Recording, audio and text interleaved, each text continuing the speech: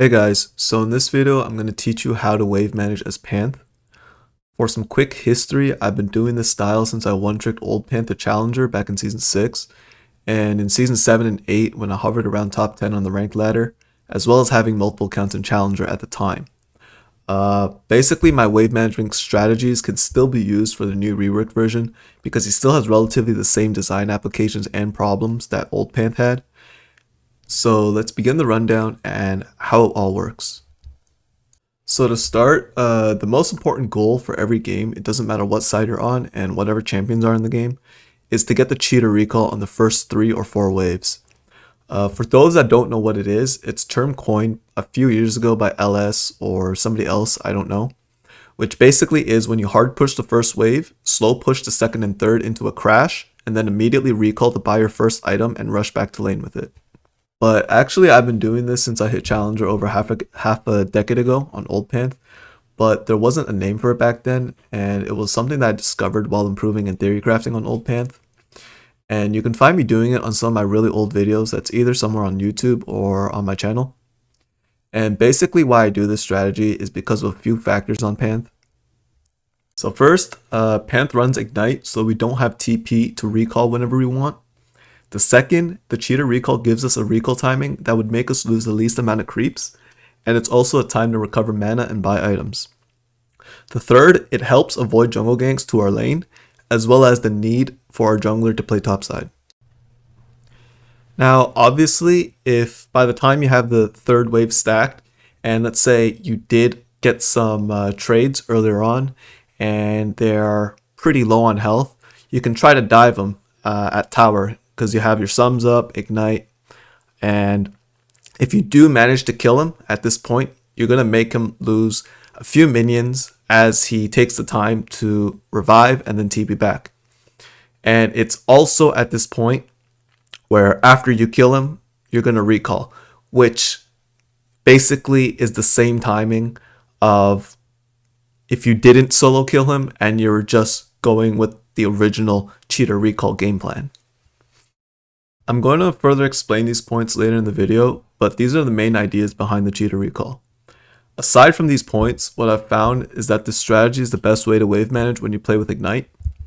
So in case you do decide to do this style on other champions, which does work, you're going to get some leeway in that your champion either has no mana issues or is resourceless, so you can stay in lane a bit longer and either match the recall timing of your laner or do a cheater recall early on. For a good example of other champions using this strategy, this is Xiao Meng. He's a top lane rank 1 solo queue player from China who hit 2k LP on the super server. And basically he is known for his unique style of only using Ignite on all champions instead of TP. And he also does the cheater recall timings, which I found to be pretty interesting because I haven't seen many people wave manage like I do. This is also why when I see players take Ignite top, basically because I've been playing with Ignite for so long, when I see this and I know they're transferring from TP, they most likely don't know how to wave manage properly to get their recall timings off since they're too used to being using TP. And it's these exact scenarios that you can gain a CS and XP lead if you know what you're doing. So to start, you'll need to get control over the first wave and have it slow pushing into the second and third. You can do this by getting the push first over your laner. So I start lane by warding before I come to lane because I don't want to get cheese ganked by the enemy jungler while I do this. And then I immediately start hitting the wave to push it quicker than my opponent. Sometimes if they're playing too safe and they're already conceding the lane, you can stop pushing so hard and just last hit the minions so that it won't crash by the second wave. During these first 2 waves, you should also be playing to deny them off farm and look to solo kill them if the opportunity is there. If you don't know how to effectively use your level 2 power spike, you can check out my video on it in the description below and on my channel. So by the time the third wave comes, this is also the time that the first jungle gank will happen. Depending on how much you have been fighting already, if you already have gotten good trades and you're still healthy while they're low, you can try to 1v2 if the enemy jungle comes to gank. This is the main reason why we slow push 3 stacked waves. It acts as a secondary line of defense to help us fight the 1v2 as well as the Ignite and the Doran start. So we're primed to get as much early game power as we can here, and it is sometimes up to you to outplay the 1v2 to win the game. Sometimes we might not need it, but it is a core part of becoming a better player. So in the case that we don't get ganked, we can continue the slow push, and when the third wave comes, we want to hard push as quickly as possible to crash it, and then immediately recall. There's no point in overstaying because now we're really open to get ganked, and our tower harass is weakened because we can't block tower shots anymore. If the enemy also has D-shield and second wind, they can easily just heal it all back over time while we waste mana. The enemy is now going to collect all the farm, and if he's low, he will recall into a TP, which now we're doomed because we're out of potions, low on mana, and open to get ganked while the wave is slow pushing from in front of the tower. If we recall at this time, we're going to lose more creeps compared to recalling earlier. So we have to sacrifice a small amount of minions being lost to gain the ignite advantage when we're looking for kills. So this is the trade-off for not taking TP. Afterwards, when you come back to lane, the 4th, 5th, and possibly 6th wave will now slow push onto our side like what we did earlier to their side. We're not going to play aggro at this time, and instead we're just going to focus on farming with Qs, staying out of position to get ganked. The goal here is to wait for the wave to slowly come to in front of our tower, and then we're going to freeze it right in front so that we have achieved a few advantageous details. So first, we avoid all jungle ganks because we're close to our tower, and this forces them to have to dive you if they were to gank, and it's much easier to outplay a 1v2 when they are diving than being far out in the lane. This is another top laner scenario where it is up to your skill to 1v2 to win the game. The second is that the enemy didn't buy yet, so we're stronger than them with our item lead. We can look for fights and use ignite here if you haven't yet to solo kill them, as they're trying to crash the wave and we're trying to prevent them from doing so. They also have to run all the way back to their tower, giving us a lot of chase potential if we do all in them during this point. The third is that we could freely collect farm either in front of our tower or under it to get through the early laning without being zoned off and denied XP and gold. So in the case that you couldn't get the first wave push because you arrived to lane late or the enemy has a stronger level 1 push on you, the lane's going to now change into a farm lane until the 4th wave when it bounces back after they crash the 3rd wave. So in this scenario, you want to give up farm to not take damage to your health bar, forcing us to recall early and walking to lane to lose minions.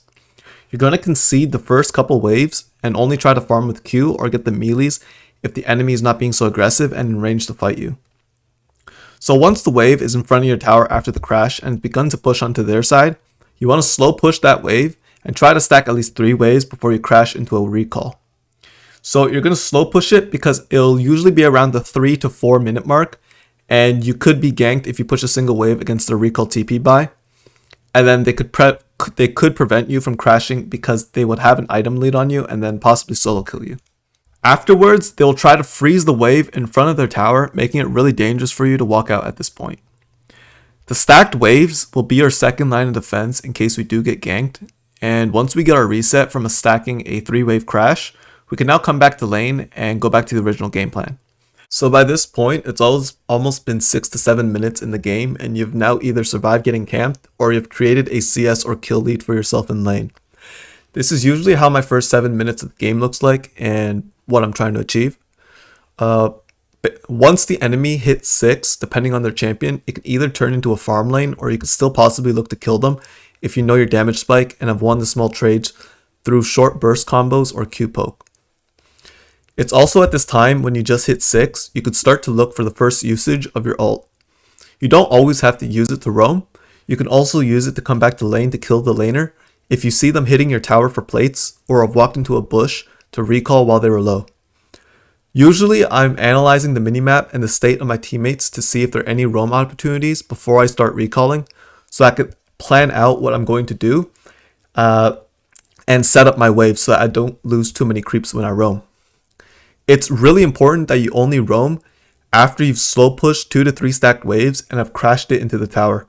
Otherwise, if there are big waves coming into your tower and you decide to roam at this time, you're going to throw the lane because you're going to miss a huge amount of XP and gold, as well as free plates given to your laner to come back into the game and then eventually outscale you.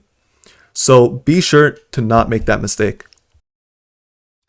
So after 6, when we come back to lane, when we see the enemy laner recall, you have 2 options in this situation to choose from. The first is that you slow push to stack 3 waves before a crash if you think you have a chance of being ganked when you come back to lane from either the river or the lane bushes. The second is that you hard push and crash the wave before the enemy laner comes back so that if they decided to roam on that recall, they're going to lose XP and CS. This crash also resets the wave back to pushing on your side to make it really hard for the enemy jungle to gank you. So while you crash the wave, if you just came back from base and you're healthy and you have no gold to spend and your ulti's on cooldown, you can look to either clear pink wards in the river, take scuttle, look for a Rift Herald play, or farm jungle camps if your jungler is playing bot side. You basically want to be in this position until plates are gone at 14 minutes. By this time, depending on how much CS you've denied off your opponent, you have accumulated a decent amount of gold and likely the highest CS in the game. When you want to start affecting the map at this point, you're going to break the freeze by either hard pushing it or killing enough creeps to start a slow push, stacking the next second or third wave after, before you go to roam either bot, dragon, or mid. This forces the enemy laner to collect that farm while you have moved bot side. If he immediately TPs, he's going to lose all those minions that you've stacked up and giving you a significant lead of XP and gold on him, and then the wave is going to start pushing back to your side. You're going to do your fights and skirmishes, and then once the battle is over and there's nothing else to gain, immediately recall and head back to your lane with all those minions stacked up and free for you to farm. So you always want to collect your lane farm before moving out on the map, and this is how you start to gain a huge level and CS lead on your opponent during the mid game phase.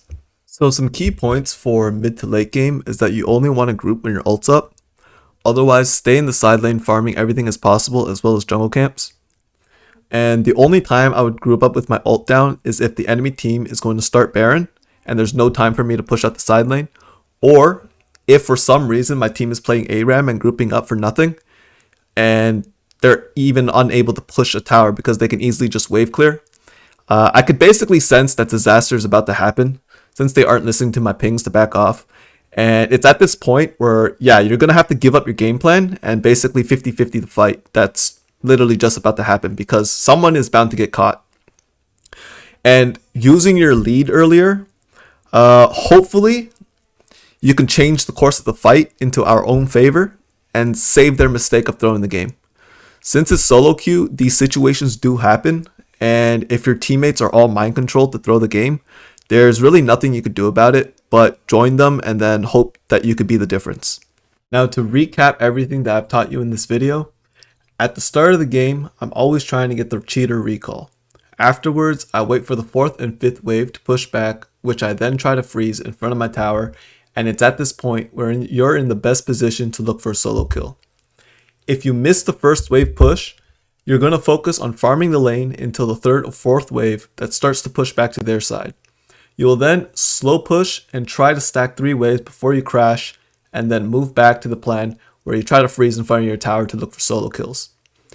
At level 6, you want to stack up a 3-wave crash before recalling and looking to roam. Analyze the minimap during lane so that you don't waste any time when you recall in deciding whether to roam or not. Every second you waste is another second that the enemy gets to realize you're out of lane and about to roam. Until the 14-minute mark, when plates go down, you stay in lane, farming back and forth until there's a fight opportunity for you to group up, such as contesting Rift, or you've pushed out to do a quick roam. And during mid to late game, you always want to side farm to increase your lead and bring the enemy laner there so that they will then have to waste time collecting the farm, giving you the time to look for a roam play on the other side of the map. If he decides to TP after you, he might have to give up the waves of minions you stacked and will give you a bigger XP and gold lead on him after the fight is done.